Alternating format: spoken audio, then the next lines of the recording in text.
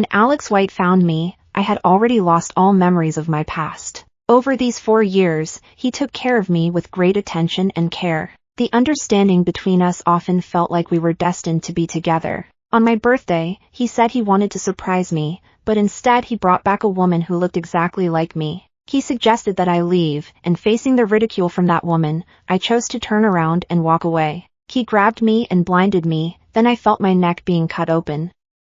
Alex White's voice echoed again, accompanied by the pain of my bones being shattered. Don't be afraid, you were never meant to exist. This outcome is better for both of us. I couldn't find my voice, filled with confusion, when I clearly just wanted to leave. When in love, things are peeled away piece by piece, but when there's no love, it's a stab after stab of pain. Before my consciousness faded away, I heard that woman say, "It's just a tool, if it breaks, throw it away. Why cry?" When I opened my eyes again, I found myself back on my birthday.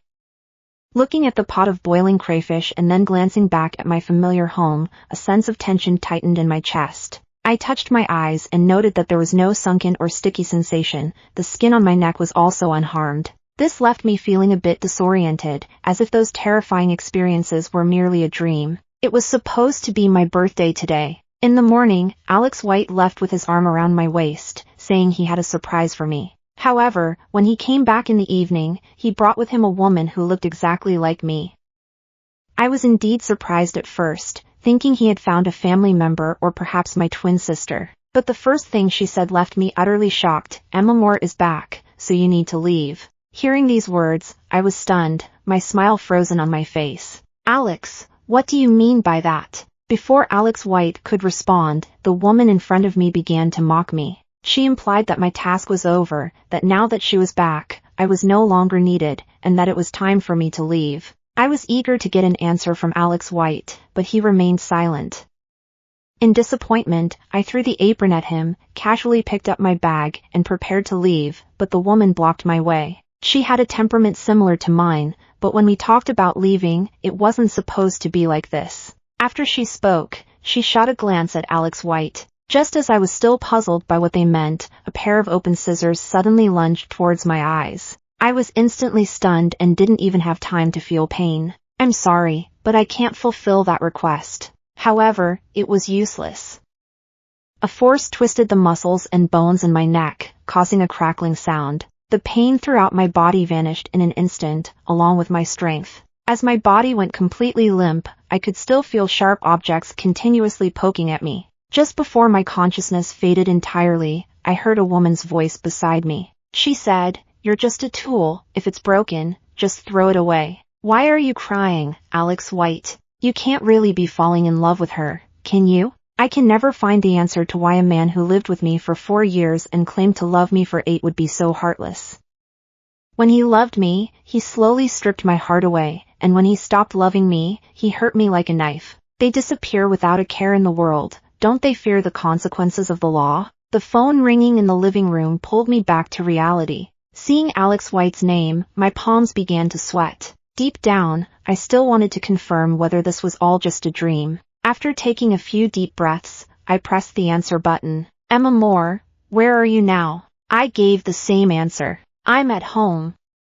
"How long until you get back?" "Okay, I'll be there in 10 minutes, so don't wander around." The same words, the same tone. This is not a dream, it is something that really happened. I have truly been reborn. After careful consideration, I understand why he urged me not to run around at that time. It wasn't to surprise me, but rather to take my life. I only have 10 minutes. So, I quickly returned to my room, gathered important items like my ID and bank card, grabbed my phone, and rushed out of the door. The moment I closed the door, I noticed the fire still burning on the stove. Alex White would probably come up from the underground parking elevator, so in order to avoid seeing him, I had no choice but to take the emergency staircase. Fortunately, there were only 3 floors, and I chose to drive away rather than stay at the community entrance. The floor-to-ceiling window in my home provided a clear view of the square between the building and the community gate, and it would be much easier to drive out from another direction. Although I was calculating the time in my mind, I still encountered them when I reached the B1 level of the underground parking garage.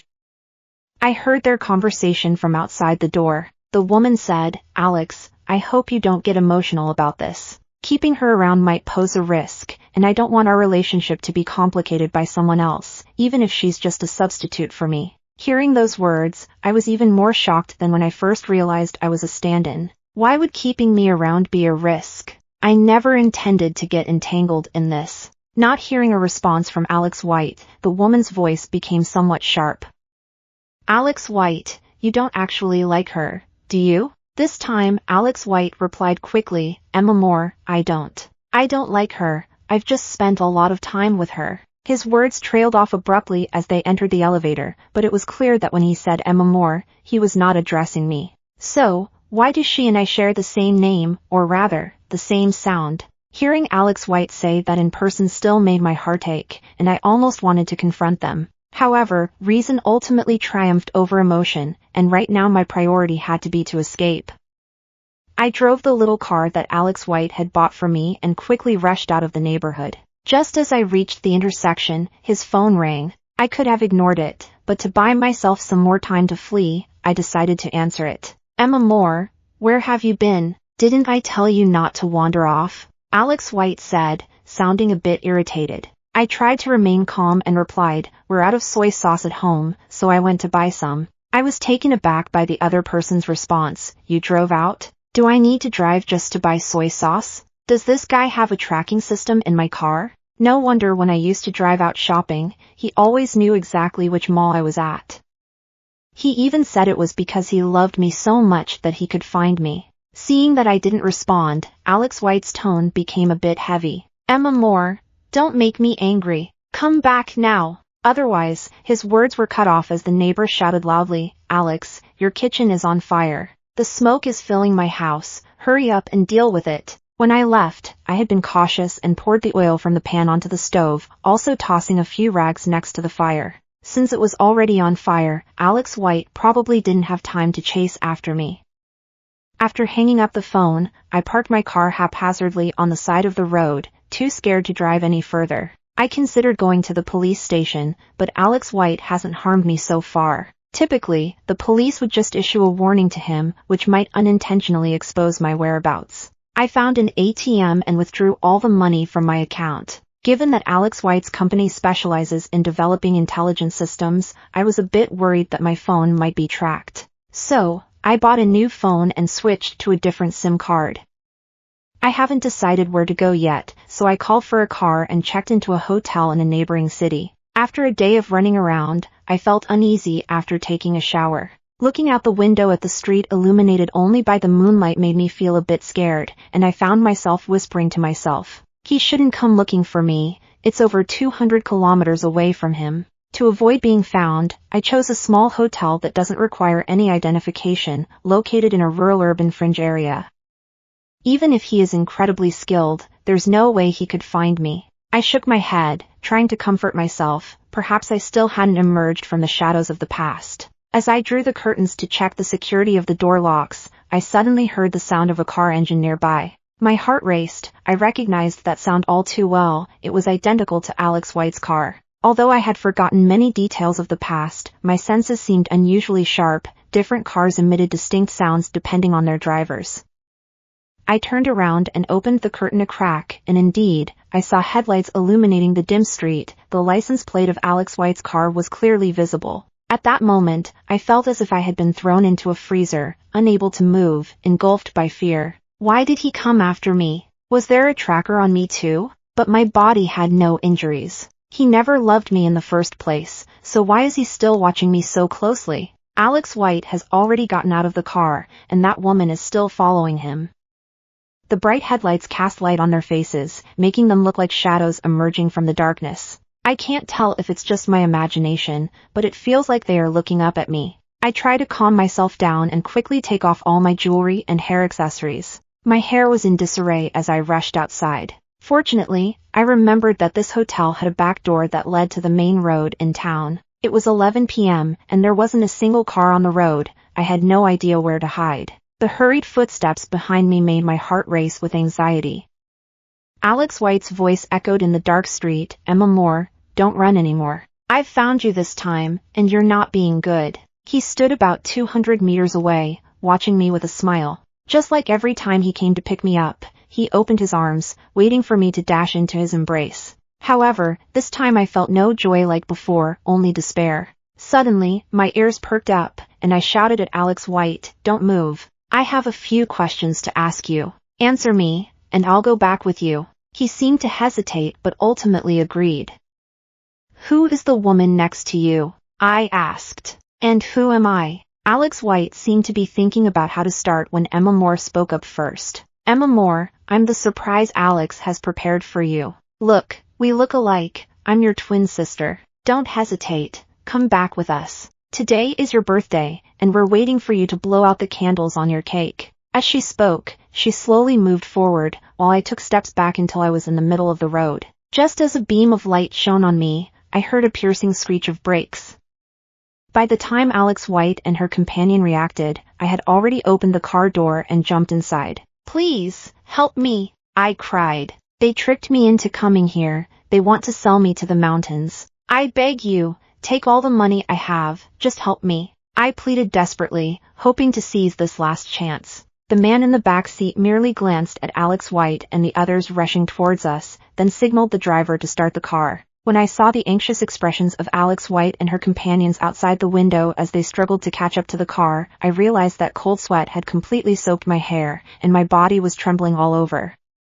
Eventually, I slumped in my seat and fainted. It seemed I slipped into another dream. In this dream, a doctor was examining me, and then, in shock, he said something to a man nearby. The man had only a tall, upright silhouette and seemed equally surprised. "Are you serious?" I was thinking to myself why they were making such a fuss. I hardly ever get sick, and this time I fainted simply because I was too stressed. Alex White takes great care of me in my daily life and would never let me get hurt. Although I haven't been to the hospital, it shouldn't be anything serious, right? I felt dazed, as if I were dreaming yet also somewhat awake.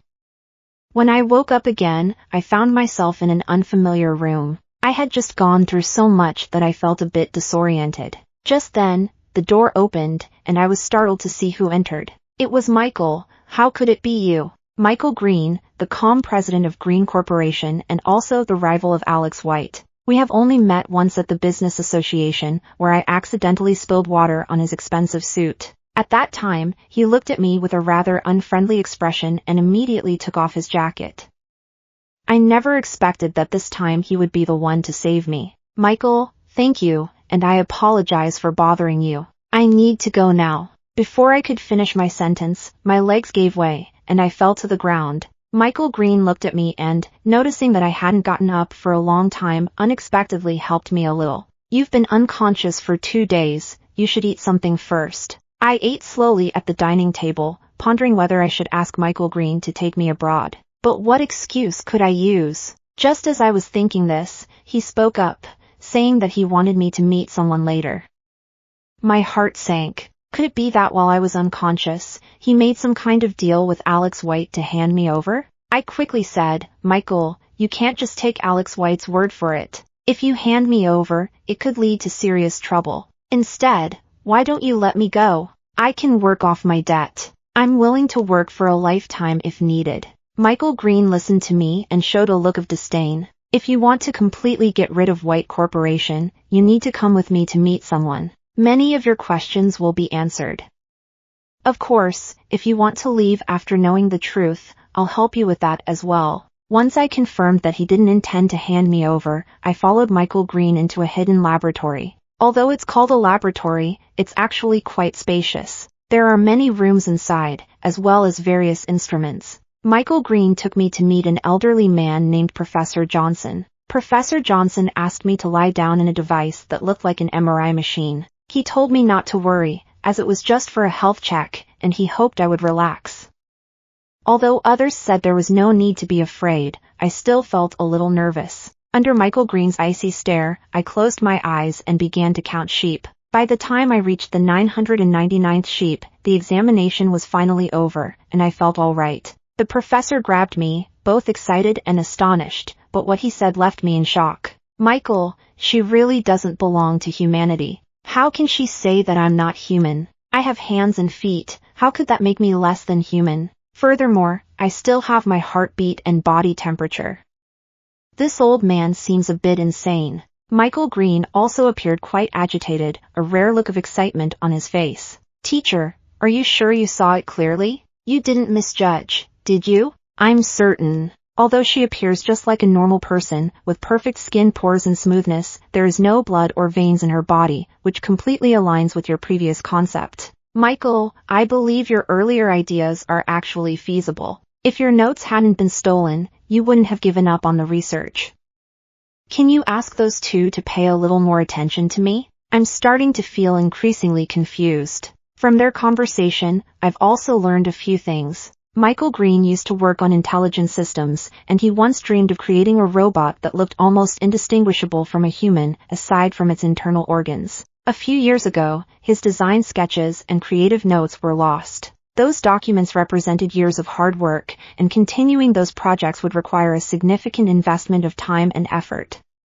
At that time, the Green family pressured him to take over the company, leaving him no time to focus on research. As a result, he gave up, not expecting that I would come along. In their words, although I have some shortcomings, I am quite similar to the robot Michael Green imagined. Even after reviewing the recent examination report and images, I still have some doubts. I pointed at myself and asked, am I not a person, but a machine instead? But I have my own emotions. Machines are not supposed to be devoid of feelings, are they? You have no blood in your body. But I have a heartbeat. That's the pacemaker, it can track your location. In the end, I came to accept the fact that I am a robot, as I recalled a notebook that Alex White often looked at in his study. Although I didn't understand it, it must have been the notebook that Michael Green lost. Sitting alone in the corner, feeling a bit frustrated, Michael Green handed me an envelope. The things inside might give you some inspiration. I looked at him with red eyes. Will he find me? Michael Green rarely spoke in such a gentle tone. He even reached out as if to pat my head, but ultimately pulled his hand back. He won't find you. There are jammers here. Don't worry. I think he might feel some pity for me, or perhaps he thinks he should have created me, which makes him a bit reluctant. Will you destroy me as well? After receiving his negative answer, I finally breathed a sigh of relief. I love this beautiful world, even though I am just a robot. It was only after Michael Green left that I opened the folder. It turns out that Alex White and Emma Moore are indeed a couple who grew up together. Emma Moore's family initially disapproved of Alex White, so they sent her abroad against her will. Missing Emma deeply, Alex created me to be by his side as Emma Moore for 4 years. However, due to the notes not being detailed enough or his limited capabilities, I am unable to fully possess Emma Moore's memories. To cover this up, he pretends to have found me and claims that I lost my memory in a car accident, continuously recounting their past experiences to me. I have no choice but to believe all of this, and the people around me have no doubts either, as I have always lived under the identity of Emma Moore. Michael Green's notes have helped him improve the company more and more, and after Emma Moore's family saw his success, they agreed to let her return home. Therefore, they wanted to completely destroy me, treating me without any regard. It seems that even if I suffer severe setbacks, in the end, I am merely a collection of instruments. It turns out that even my identity as a stand-in was created. Now that Emma Moore is back, I feel like I've lost my identity. Who am I really? What kind of person do I want to become in the future? How should I continue with my life? I spent a long time alone in the room, constantly pondering these questions. Finally, I walked out of the room and found Michael Green. Did he steal your notebook? What is your relationship with him? It seems that way. Previously, we were all following Professor Johnson. Michael Green mentioned that their relationship was pretty good at the time the notebook went missing, and neither he nor the professor suspected each other. In the end, the separation was due to the fact that during the research, the professor discovered that he was overly eager for success and criticized him for it. As a result, he chose to leave. Michael Green tried to mediate, but Alex White even blocked him. Eventually, White Corporation was established. Michael Green said, "If you want to leave, I can help you go abroad." To this, I shook my head. "Can you help me change my appearance? I don't want to live with this face forever. Also, can my pacemaker be replaced?" Michael Green frowned slightly. "I'm not very confident about this. It carries significant risks and could lead to complications." Michael Green, don't you hate it? He stole your achievements. Don't you want to prove that you can do even better? Don't you want to truly showcase your ability to create the perfect robot you envision? He didn't answer me immediately. Instead, he asked why I would take the risk. I told him it was because I felt a sense of injustice. He could create me and also discard me, but why should he be able to easily destroy me? So I decided to change my identity to get closer to him and make them pay the price they deserve. Michael Green looked at me, a slight smile playing at the corners of his mouth, as if he found me brave. After he said that, he left without giving a response. Unbeknownst to me, Alex White discovered that my signal had disappeared and became very angry. It must be Michael Green, after all, that license plate was his from that day. If he finds out that Emma Moore isn't real, he will naturally know about what happened back then. In response, Emma Moore dismissively said, "So what if he finds out? After all these years, what evidence does he have to prove that you took the notebook? Besides, if the signal disappears, Michael Green might get angry and even destroy her, which would actually make things easier for us." Alex White disagreed with this perspective. If it weren't for you asking me to steal the notebook back then, Emma Moore wouldn't have appeared, and neither would Alex White. If it weren't for my suggestion, you wouldn't have achieved your current success. As for Emma Moore, the stand-in, you said she has developed a self-awareness that isn't in her programming, yet now you blame me? Emma Moore looked at the frustrated Alex White. Are you actually not worried about the notes being discovered, but rather because the robot resembles me yet is not me, and you have developed feelings for her, making it hard for you to accept losing her? Because of this issue, they argued incessantly, but in the end, they still came together to discuss their next steps. It took a week for Michael Green to agree to my request. He is indeed very cautious. Due to my proposal, he spent a week in the lab without going out. Every day, he discussed the details and research plan with Professor Johnson. Sometimes I can't help but think how wonderful it would be if I had trained him myself. He values the achievements of others so highly, let alone his own. A month later, Michael Green conducted numerous experiments and ultimately decided to proceed with my transformation. The girl's name is Grace. She is 22 years old, and she is in the late stages of cancer, with no family around her. She is expected to leave us in a few days. We have spoken with her, and she expressed a desire for someone to continue experiencing the world in her place, so you will be able to live as her. As I looked at the photos in her profile, I saw that she was a beautiful and vibrant young woman. Lying on the operating table, I hoped to take her place and live well for both her and myself. After that, I fell into a deep sleep, and when I woke up again, several days had passed. I was able to recognize Michael Green, which meant I still retained some of my previous memories. The memories of the original owner were still present in my mind, and I realized that Michael Green's skills were indeed far superior to those of Alex White. Looking at the unfamiliar face in the mirror, I took a deep breath. Alex White, Emma Moore, and now the game was about to begin. As Grace, I followed Michael Green to a recruitment meeting and soon saw Alex White and Emma Moore. I instinctively tightened my grip on Michael Green's hand, and he gently patted the back of my hand. Be patient, the fish will bite eventually. Sure enough, Emma Moore approached with Alex White. Michael, long time no see. Who's this? A temporary companion. I acted a little shy, pressing my lips together without saying a word. At that moment, Alex White also chimed in, his tone somewhat probing. I heard that Michael had previously saved a woman. Could it be referring to her? Michael Green still maintained his aloof demeanor. Alex was clearly aware of the situation. Earlier, he had encountered a woman who had been abducted by the roadside, and he had helped her. So, where is she now? Alex White asked urgently, while Michael Green answered calmly. After driving for a while, she noticed I was in the car and said she wanted to get out. Why is Alex so anxious? Do you know her? Upon hearing this, Alex White became even more anxious, raising his voice a bit. Where did you put her? What if something happens to her? If you save someone and then just leave them behind, what's the point of saving them in the first place? His questioning drew the attention of the small groups of people who had been gathered nearby.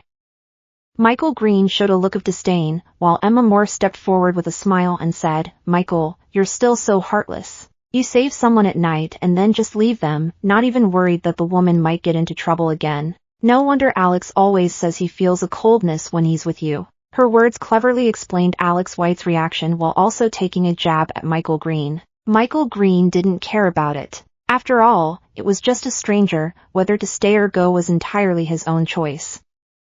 As we were about to leave, he stopped in his tracks and turned to look at Emma Moore. Now that I think about it, even though it was dark, that woman's disheveled appearance resembled yours, Emma, and the person following her seemed a lot like Alex. Could it be that Emma was misunderstood by Alex? This might need to be reported to the police. Upon hearing this, Emma Moore's expression turned awkward. She smiled slightly and said, "How could that be? Michael must have seen it wrong." I had been like an invisible person, blinking when Emma Moore looked at me and putting on an innocent face when Alex White glanced my way. After that, Alex White and Emma Moore headed towards the restroom, and when they came out, Emma looked extremely angry, clearly indicating that the two had had a fierce argument. I knew the opportunity had arrived. When Alex White stumbled out of the conference after drinking, I intentionally bumped into him. "Sorry, Alex, I didn't mean it," I apologized as I pulled away from him, my eyes red and watery. By this time, I had changed out of my heavy gown and into jeans and a shirt, looking like a freshly graduated college student, which was exactly the innocent look that Alex White liked the most.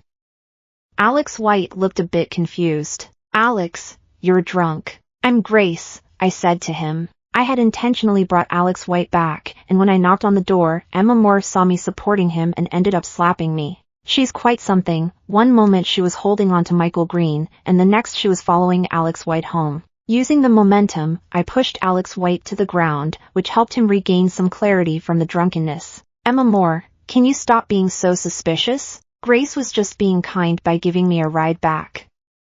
Such words are something only you men are willing to believe. "Alex White, don't you doubt her identity? She might have been sent by Michael Green to get close to you, or she could be the replacement you've never been able to forget." Emma Moore fixed me with a sharp gaze, and I couldn't help but hide behind Alex White. "No, I'm just a temporary companion hired by Michael. I have no ulterior motives." At that moment, Alex White began to suspect me and no longer protected me. Emma Moore tried to pull me, and I was afraid of falling, resulting in my elbow getting scraped and bleeding a few drops. The hand covering my face also revealed the scratches made by her nails. Emma Moore's words came to a halt, as I was not supposed to bleed in the reality that Alex White had created. I couldn't believe it and felt that there must be some kind of misunderstanding. At that moment, Alex White angrily scolded Emma Moore. "That's enough, Emma Moore. How long are you going to doubt me? If you keep causing such a scene, I really won't be able to handle it anymore." After saying that, he unhesitatingly picked me up and took me directly to the hospital. I turned around and saw Emma Moore collapsing and shouting, and I couldn't help but want to laugh. "You can't handle this in just the first step. Your relationship is really fragile." In the days that followed, Alex White and Emma Moore would argue from time to time because of me. Eventually, she moved out, giving me the chance to sneak into his house to find evidence. Today, Alex White has an important meeting, and fortunately, the password hasn't been changed. I searched for a long time in the study but couldn't find the notebook. Then it suddenly occurred to me that there seemed to be a hidden safe in the bookshelf. Since I have very good hearing, I spent 10 minutes unlocking the safe. Inside were the notebook and some other research materials that could prove that many of his company's design concepts borrowed from Michael Green's ideas. I organized the items and was about to put them in my bag when I suddenly heard the sound of the front door's keypad. The footsteps were getting closer, and there was nowhere to hide in the study. Seeing the open window, I hesitated for a second, then quickly climbed out. At that moment, the study door opened, and Alex White and Emma Moore walked in. They looked around and then opened the safe in the bookshelf, discovering that everything inside was just as it should be, with nothing missing. "Are you sure she came in?" Alex White frowned as he spoke. "There's no doubt about it. If my safe is opened by someone else, my phone will receive a notification." Hearing their conversation, I felt quite dissatisfied with the two of them. It turns out they had already set a trap for me, which was really unfair. Should I check the room's surveillance footage? I did, but didn't find anything unusual. I'm not sure if someone tampered with it, so I'll need to bring it back to the company for analysis to confirm. Emma Moore walked towards the window, her tone a bit teasing. If she really came in, where would she hide? Here? She suddenly leaned out to look outside, but all she could see was a patch of greenery. I was being held by Michael Green, pressed closely against the wall. He showed up just in time to encourage me to jump down, otherwise, with my strength, I wouldn't have lasted much longer. Emma Moore didn't notice and shook her head at Alex White. She might have been thinking about the problem with the safe's mechanism, especially since the items inside were still there. Why don't you call her now and ask for her location? A video call would be best. I widened my eyes and looked at Michael Green, asking him what to do. He took out my phone and typed in some garbled characters, and Alex White's video call was automatically answered. The screen showed not how we looked now, but how I appeared wrapped in a towel and a headscarf. "Alex, what's wrong?" I asked. "I just wanted to ask what you'd like to eat tonight. I can take you out." I feel like eating crawfish. How about that? After Alex White agreed, he hung up the video call. I looked at Michael Green in surprise, wondering what this amazing thing was. It really was impressive. Later, he told me that it was some fragments extracted from my mind during my transformation. Suddenly, I remembered that there was indeed a time when I was video chatting with Alex White right after taking a shower.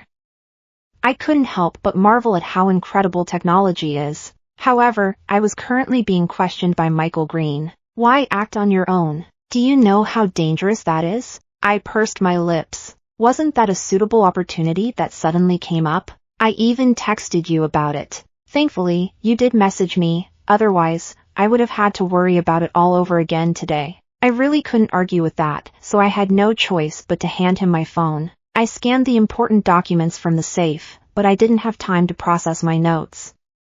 Fortunately, I had been cautious and scanned some in advance. Michael Green looked at the content and finally smiled. "You're still somewhat clever. This information is enough to hit White Corporation hard." I'm not very familiar with business matters, but since Michael Green said it was okay, I chose to trust him. I'm not sure why I feel this way about him. Although he mentioned that there was no tampering with the surveillance at Alex White's home, which left me a bit puzzled. Could it really be that the cameras were broken? After that, I continued to reach out to Alex White normally, but I declined to meet by using the excuse of attending training. Since they had already begun to suspect me, it would be too risky if I were caught. A month later, White Corporation was exposed for plagiarizing Green Corporation's designs, facing intense public scrutiny, which also led to a decline in their stock market value. Unexpectedly, during this turmoil, Alex White came to find me in the neighborhood where I lived instead of dealing with the troubles at his company. He said, "Grace, I know who you are, and I know that you hate me." From his words, I realized that Alex White had recognized me a long time ago. He mentioned that the foundational code I used was written by him, indicating that he was well aware of my habits and little quirks. He knows my purpose for getting close to him, yet he still pretends to set a trap with Emma Moore, secretly helping me cover my tracks. I just hope you can feel that all of this is quite satisfying and that you don't hate me. I can no longer remember when I started to love the independent-minded you. Your habits and temperament have deviated from what I once thought, but they now bring me joy. I don't want to hear his long-winded speech, nor do I want to listen to his delayed confession. Alex White, I can understand everything you've done, but I won't forgive everything I've been through. Emma Moore, not Grace. As long as you're willing, I can give up everything I have now and find a place where no one knows us. I didn't want to hear any more of his nonsense, so I shook off his hand and prepared to leave. But then I suddenly saw Emma Moore, her face dark with anger. She pulled out a pair of scissors from somewhere and lunged at me.